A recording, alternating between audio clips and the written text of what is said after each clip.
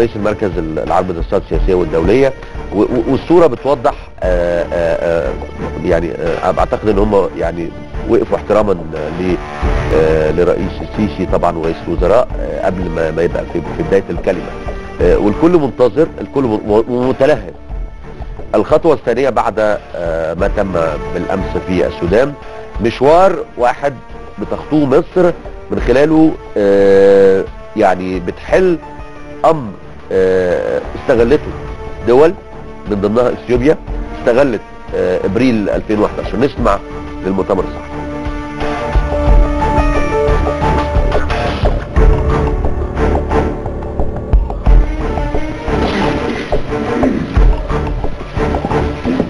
بسم الله الرحمن الرحيم.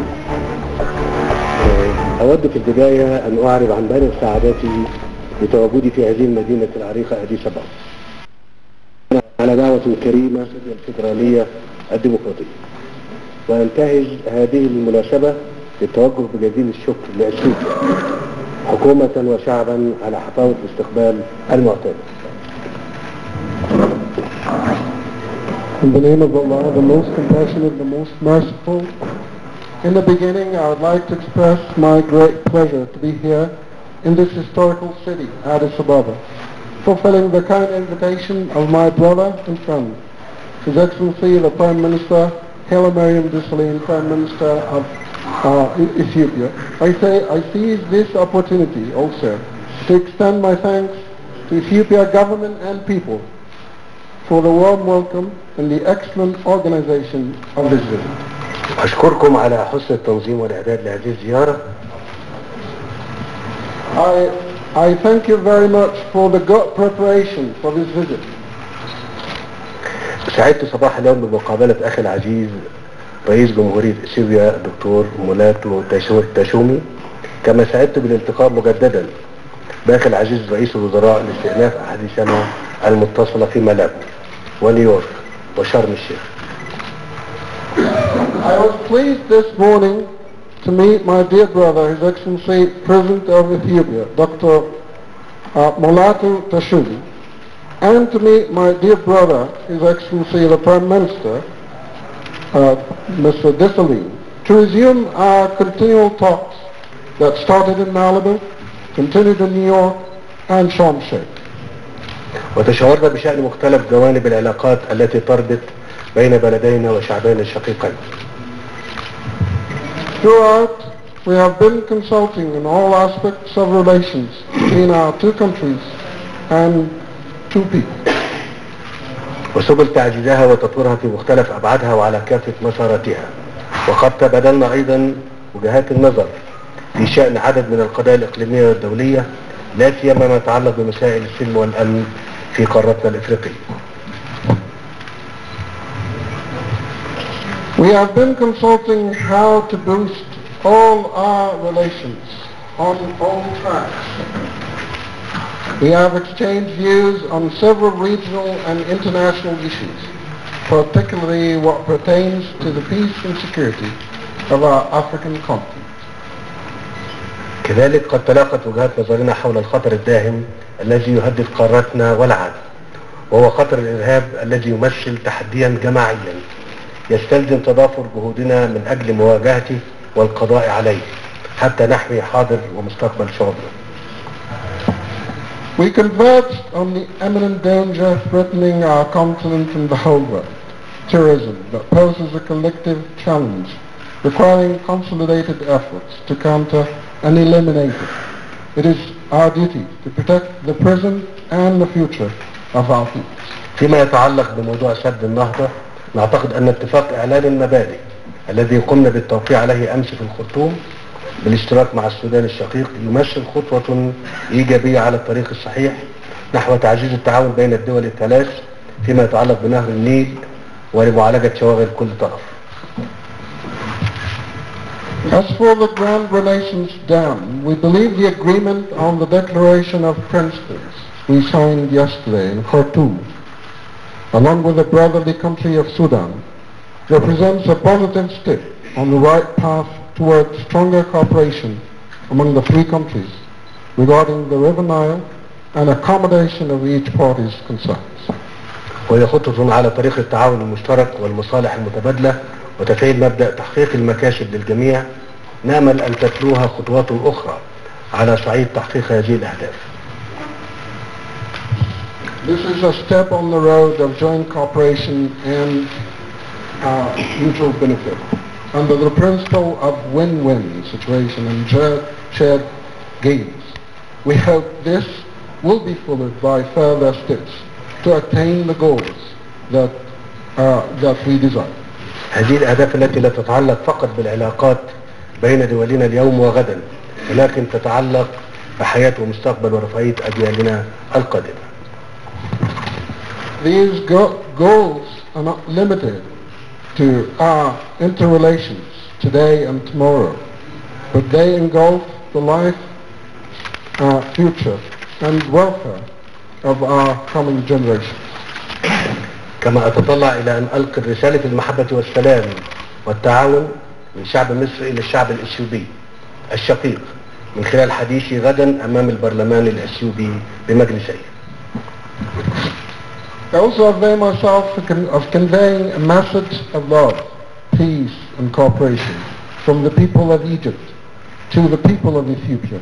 When I address إلى مستوى أعلى على مستوى القيادة السياسية في كل من دولتين تلتقي بشكل دوري في مصر وأثيوبيا بالتبادل تحت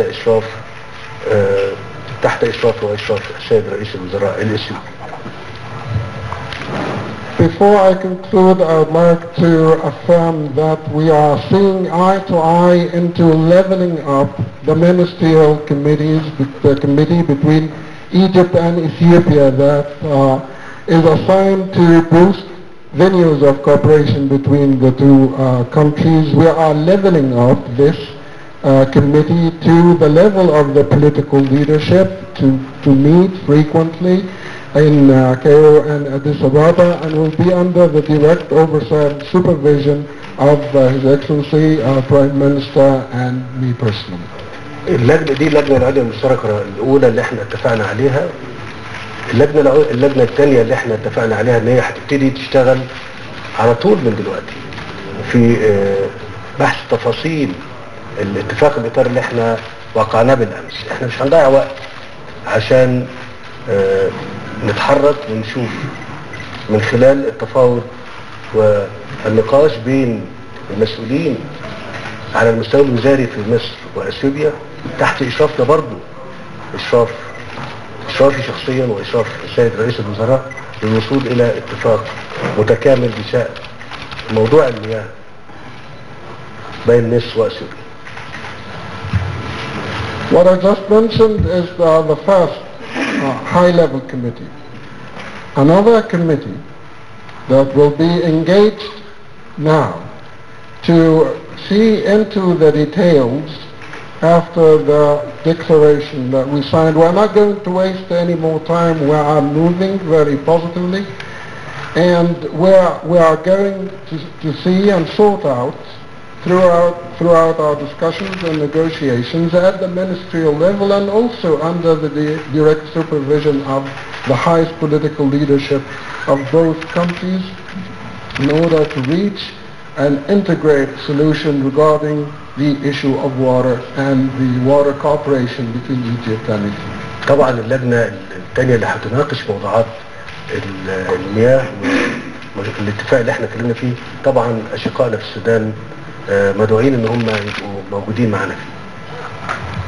As for the second committee that will be assigned with the issue of water and the water cooperation, our brothers in Sudan are most welcome. They are a key player in also and a participant in this committee. احنا الاجراءات اللي بنعملها بنحاول من خلالها ان احنا نعزز الثقة ونزيل الشكوك اللي موجودة في نفوس البعض منا سواء كان في مصر او في اثيوبيا. وعشان كده احنا بنتحرك وبنقول ما فيش وقت، ما عندناش وقت، عايزين نخلص الموضوعات بأسرع ما يمكن عشان تبقى دي قاعدة اللي احنا اقرناها امبارح وقعنا عليها امبارح تكون قاعدة للانطلاق لمستقبل افضل. We are trying throughout to boost our mutual confidence and trust and eliminate all uncertainties that may be with some in both Egypt and Ethiopia. And that is why we are saying that we don't have the luxury of time. We can't waste any more time. We have laid down a strong foundation. We need to work on it. Yesterday it was a landmark. This is a step that we need to build on for a broader and a brighter future. احنا ما فيش عودة للخلف. There's no going back. في النهاية أود مجددا أن أتوجه بالشكر والامتنان لأخي رئيس الوزراء ديسالين على حسن الاستقبال وكرم الضيافة، وأدعوه لزيارة بلدنا الثاني نفسه في أقرب فرصة، مش في أقرب فرصة، في احتفالات افتتاح قناة السويس الجديدة دي في شهر 8 القادم، وده طبعا في إطار زيارتنا المتبادلة وتقليد مستمر احنا حريصين انه يبقى موجود بين البلدين ليعكس الارتباط الوثيق بين مصر وبين اثيوبيا ويعكس قوة العلاقات بيننا وبين بلدينا. التاريخ المشترك التاريخ المشترك والمصير الواحد بين شعبينا المصري والاثيوبي. شكرا فخامة رئيس الوزراء. Once again, I thank my brother Prime Minister Desalegn for the hospitality and warm welcome and invite him to visit his second home, Egypt. And I'm not going to say in the soonest convenient time. I am saying that we will be looking forward to your visiting us on the inauguration of the Suez Canal. That will be next August. This will always reinforce this mutual spirit of fraternity, of cooperation, and will reflect the solidarity and the strength of our relations and our ties, and will interpret all this long-standing common history and this common destiny for the best benefit of our two peoples and our two nations. Thank you, Mr. President.